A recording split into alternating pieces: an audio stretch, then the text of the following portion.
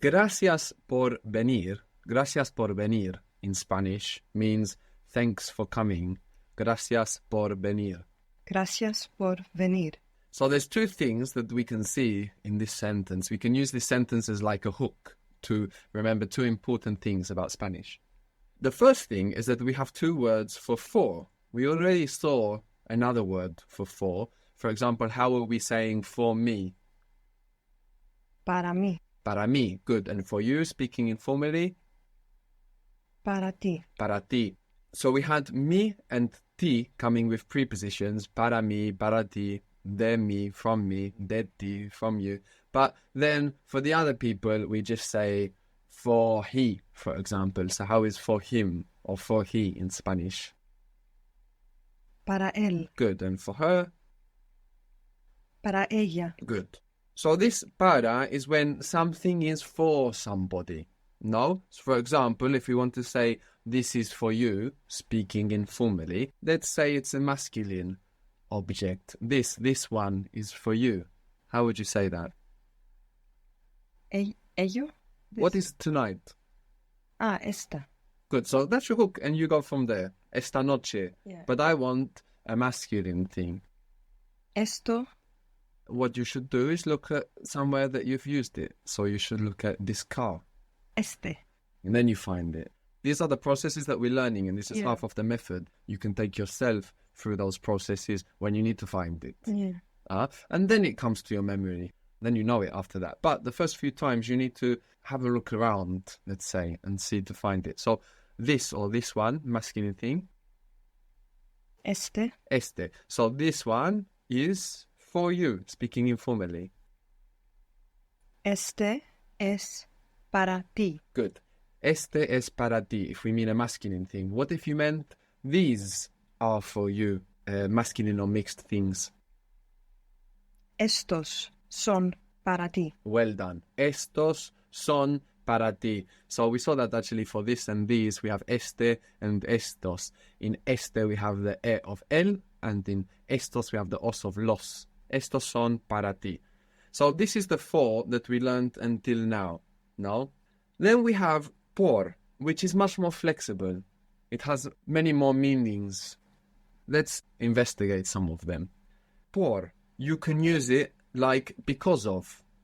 No, sometimes when we say for in English, we mean because of. For example, if you say for this reason, what you mean is because of this reason. So you don't mean para, you mean por. So por also means for in the sense of because of. And actually in the words because and why, which were ¿Por qué? por qué, here in why we see that it's because of. Por qué, why, actually means because of what? Because of what? And then por qué as because, we said that we have the same word for why and because. Por qué as because means because of that. So in both cases you have por meaning because of. So reason in Spanish is razón, razón. Razón. Or razón in most of Spain, razón. But in most of the Spanish-speaking world, razón. Razón. Razón is feminine, so how would you say this reason? Esta razón. Good. So how would you say, because of this reason, I don't want to go? Because of this reason, I don't want to go.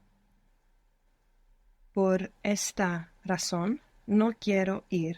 Por esta razón, no quiero ir.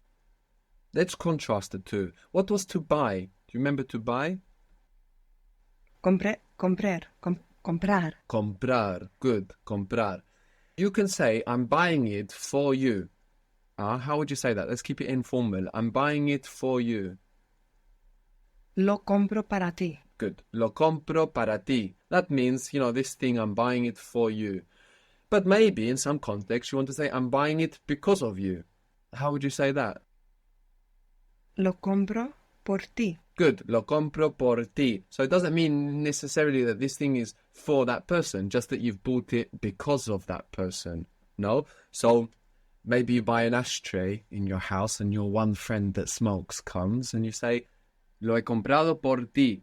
I have bought it because of you. If you say, Lo he comprado para ti, for you, then he'll want to take that straight home.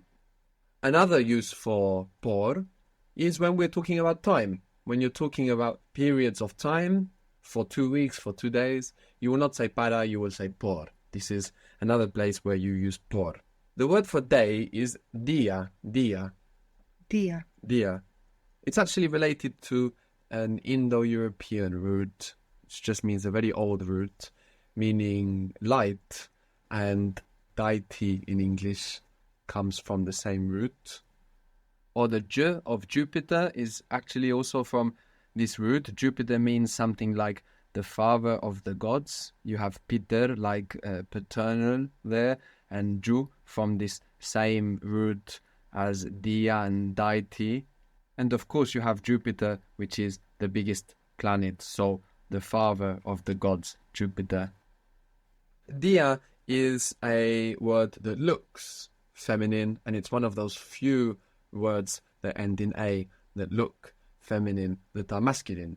So the day is El día. el día, and the days Los días. los días. And every day is all the days. Before we said todo el tiempo, to say all the time. If you want to say every day, you say all the days. How do you think that would sound? Todos los días. Good. Todos in plural. Todos los días. Good. If you wanted to say I'm staying for 3 days, 3 is tres. I'm staying for 3 days. I remain myself for 3 days. So how would you say that? I'm staying for 3 days. Me quedo por 3 días. Very good. Me quedo por 3 días. I'm staying for 3 days. How would you say I will stay for 3 days? I will stay for 3 days. You don't need the will here. The fact that you say for 3 days is already some kind of future context. No, the days didn't happen yet. But let's practice the future. So I will stay for 3 days. So it's quedé. In both futures, we are adding on to the verb. Quedaré. Yes, we are pushing it into the future. So I will stay for 3 days.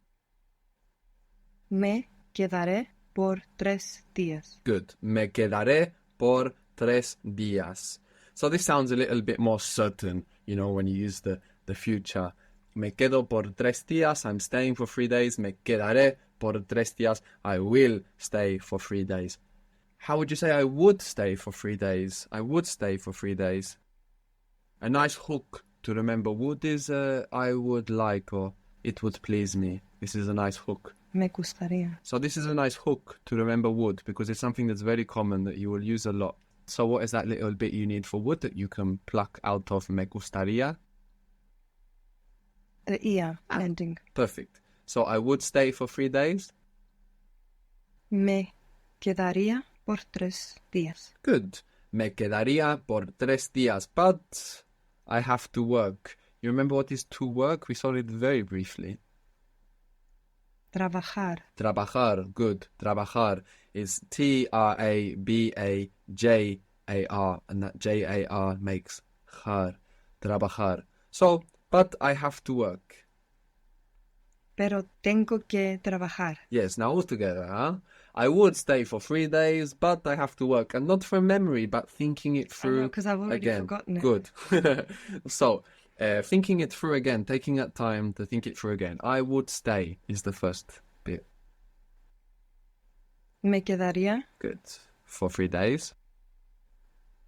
por 3 días. But I have to work. Pero tengo que trabajar. Perfect. Me quedaría por 3 días, pero tengo que trabajar. Perfect. Very good.